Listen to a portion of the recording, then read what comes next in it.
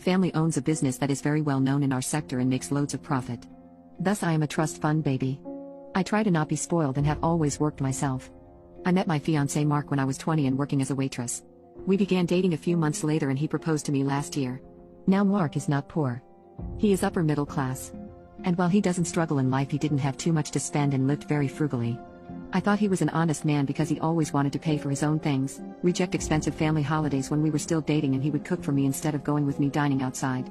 What I want to say is that I never had the impression that Mark was trying to take advantage of me or my family. In the beginning my family was a little sketched out and brought up the gold digger argument, and I stood up for him and fought with my dad. They came to love and accept him. When Mark graduated, Dad hired him and now he is in a high earning position. Sunday, I was supposed to work in the evening and I was going to stay with my sister. But I got a fever and was basically just non-functioning, so I stayed home. Instead of staying in our bedroom, I made my way to the guest room that is better ventilated, has a mini fridge and its own bathroom. Mark came home when I was fast asleep and I was woken up by loud voices in our garden. I pushed the curtains a bit to the side and Mark was there with a few friends. Just as I wanted to say hello, I noticed that they were talking about me. His friend kept laughing and calling Mark the man. Then they started laughing about me being willing to not sign a prenup.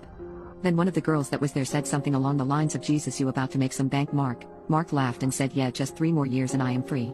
At this moment I felt sick to my stomach and wanted to throw up. I kept hearing them calling me trust fund Barbie and so on.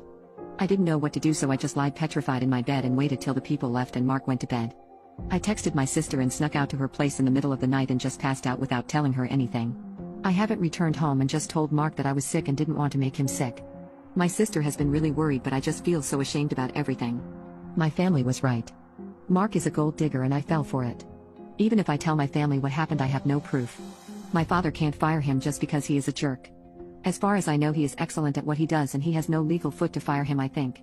I was very tempted to play the long game and lead him on. But I decided to just present him with a prenup to look into his reaction.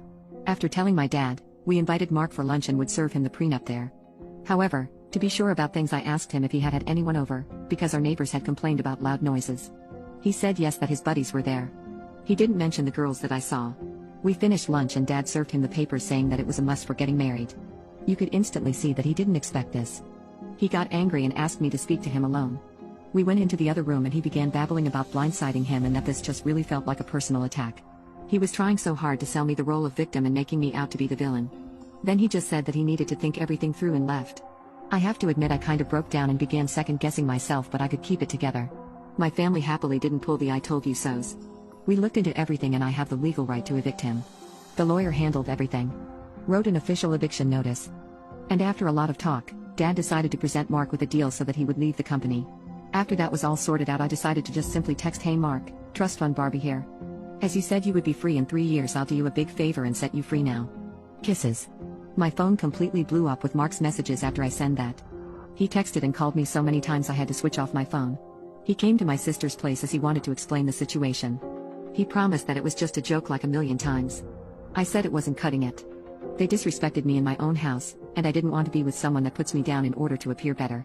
He pleaded with her and cried. He begged me not to end things. When I wasn't budging, he got mad at me, accusing me of spying on him and ruining his life. Then his manner changed once again to apologetic. He eventually owned up to the comment he made, still insisting that it was just a shitty joke. And then when I asked him why he didn't tell me about those random girls that appeared to know so much about me, he told me this weird story of them being cousins from one of his buddies and that they know of me because of my Instagram. I stood strong and I ended things with him. I will never know what exactly his plan was, but it's better to have things this way.